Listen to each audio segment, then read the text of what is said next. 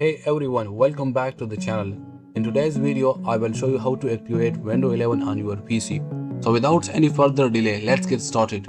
Before we activate Windows, the first thing we need to know is which edition of Windows 11 is installed on your computer. This is important because the activation key or license need to match your Windows edition. To check your Windows edition, simply right click on this PC and select Properties.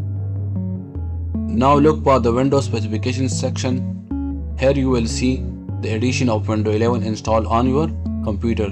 As you can see, my PC is running Windows 11 Pro Education N. Once you know your Windows edition, we can move on to the activation process. Let's continue with the next step.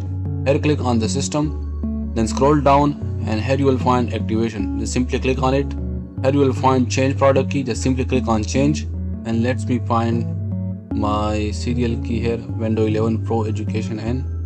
Let me copy it from here, and here I am going to paste it and click on next, and here click on activate, and here you can see Windows is activated. So if this video helped you, then make sure to like and subscribe to our channel, and I will see you in the next video. Till then, goodbye.